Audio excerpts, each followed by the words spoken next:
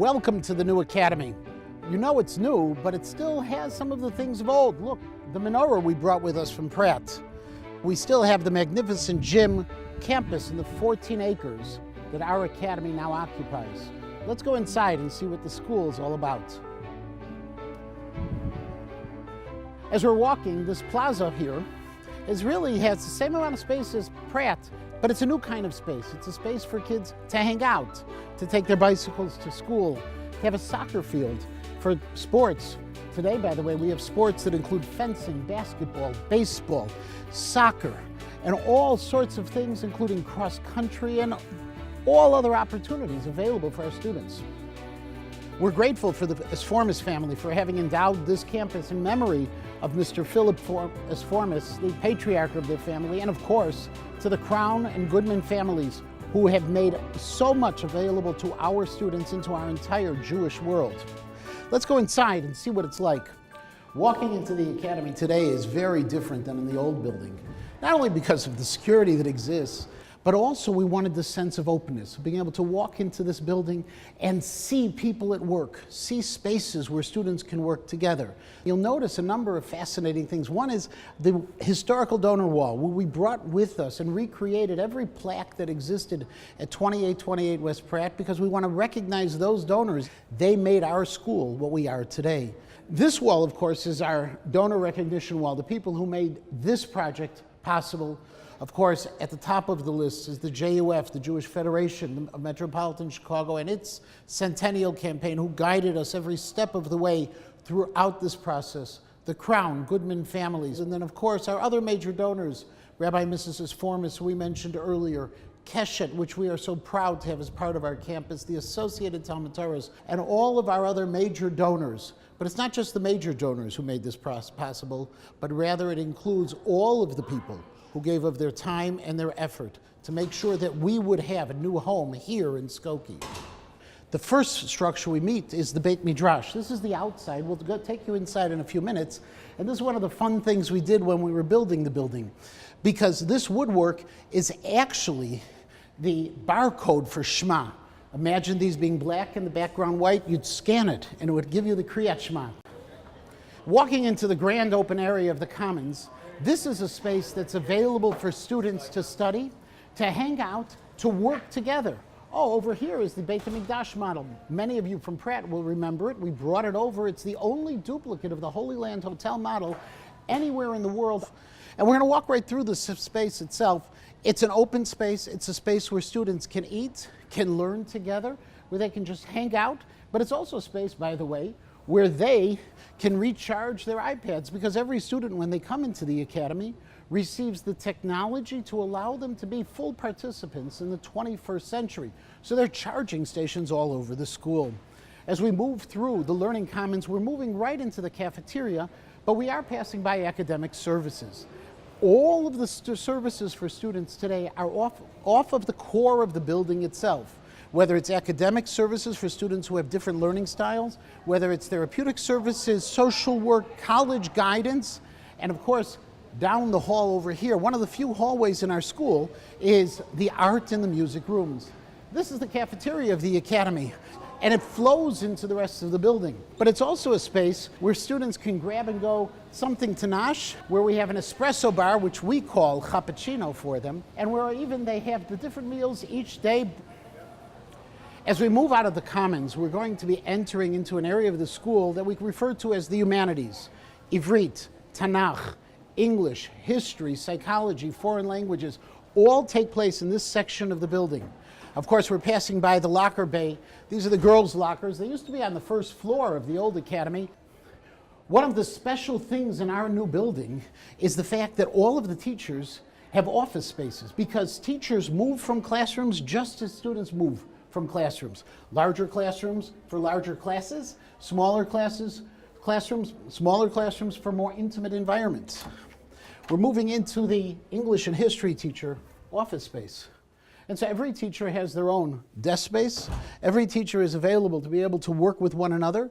And it's really an exciting opportunity, not only for teachers to interact at a professional level, but also to teachers to be able to work with their students. Here is the opening of the Humanities space, what you'll notice right away is that in the Humanities, people don't walk out into a hallway. They walk out into an open space. And that's true of the entire building. There are open spaces throughout the building between the 27 different classrooms of different sizes that we offer to the students, because we want to create the environment of collaboration, of participation in the learning process. So as we move down the hallway, we see there's couches for the students. Again, charging stations. We see there are conference tables where students can work together. We also see there's places where we can recognize students. So on this wall, we have the Deborah Katzen Memorial Chesed Society and also the Torah Society to honor those students. As we move through the Humanities, you begin to see different configurations of classrooms. Many of those classrooms are used also for committee meetings, for faculty meetings. They're also being used for opportunities for teachers to interact. Throughout the space, again, there are places for students, there are places for charging their devices, there are places where they can work together. That's the reason for the whiteboard here. Sometimes classes come out. As we're moving through this Humanities section of the building, and there are more things to see, but this is our brief video tour. I invite you all to come to see it in person. We're now headed towards the back of the Beit Midrash, the area where our Yeshiva University Torah Mitzion Kollel is housed, where we are honored to be able to have men who are studying Torah throughout the day, interacting with our students. So I'm just going to take you in for a moment into the Beit Midrash just to see it. It is a space that houses 100 of our students and one of the places where our students daven every day. We're in the Beit Midrash. Unlike the old building, the Beit Midrash today has a full library of Sifrei Kodesh available both for our students and also for the Chavrei HaKollel who continue to learn here. There is space for so many different opportunities we have of learning, whether Chavrutot, Yemei Iyun, other things of that nature. And it's a beautiful space that's available. We did preserve from the old building that circular sense from where the Aron Kodesh is in the front of the room, and also the soffit above, reminding us of the Beit Midrash at 2828. We're going to head out of the Beit Midrash now for a second and show you just down the area of the Keshet wing. Leaving the Beit Midrash, we're now turning around the area, but just taking a quick look down the hallway into the Keshet wing. One of the things we're very proud of is that the Keshet program for developmentally disabled young men and young women has come with us to Ida Crown. It's an opportunity for us to do chesed, but also for them to be included within so many of our different activities, whether it's a Shabbaton or a meal or some of our classrooms, other ways that we can work together. We have Keshet buddies who our students participate in, and it's down this hallway, their primary space. We've now made almost an entire circle, and we're going to be heading to one area that I'm sure many of you are questioning about, and that is the athletic facilities in the academy.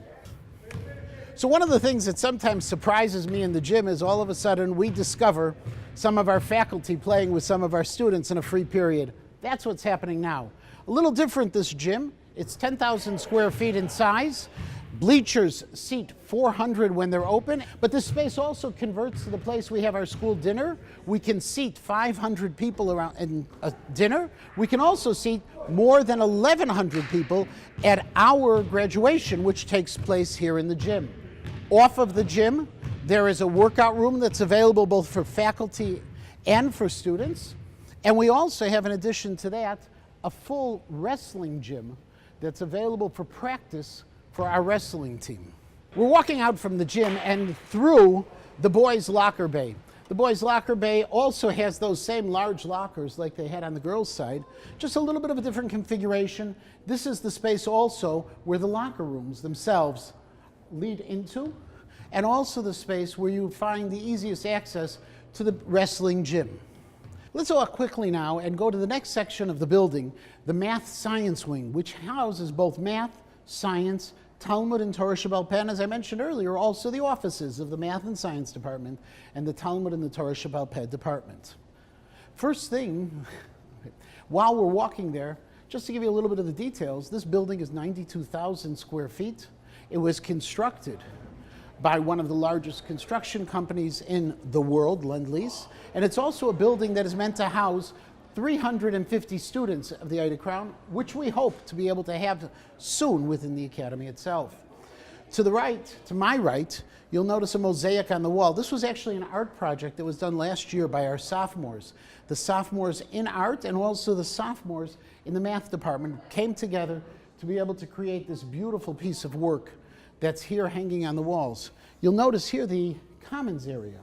The commons area, we saw the major learning commons, the humanities commons, and this commons. Each is a little bit different. Students are on couches enjoying, they're talking around tables, they're working together over here. All of these are possibilities available for them. But this space is also can be converted to an open space of 250 people. We use this for receptions, but we'll also use this for assemblies. I want to take you for a minute into one of our labs, just so you get a feel for what it's like to be in the new labs at Ida Crown Jewish Academy. Welcome to the physics lab. I know I'm interrupting class a little bit right now, but I just wanted to get you an idea, give you an idea of the labs that we have in the academy. They're a little larger than we had elsewhere, but also very different because things move. That's part of the technology. That's a full touch screen, 65-inch actually smart touch screen, or touchpad it's called.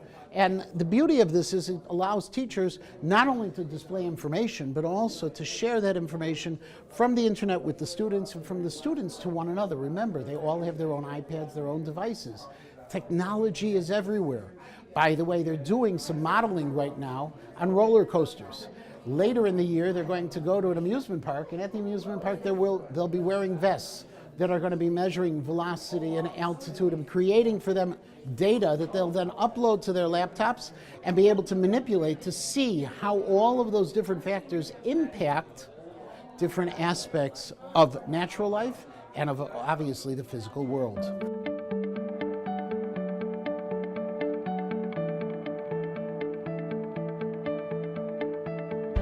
I hope you've enjoyed this brief tour of the Academy, of so many new opportunities that we're able to offer our students. But I want to assure you of one thing, that while we now have so many things available to our students today, there is so much in common with the Academy that we went to, the Academy that we treasured, the Academy that helped us grow into the leadership of our communities. And so I invite you, when you have a chance, to come see the Academy in person, to see what we're able to continue to do, the 75 years of tradition that Ida Crown Jewish Academy is all about, the place we call home, and the place that we continue to work to inspire B'nai and B'not Torah to thrive in the modern world.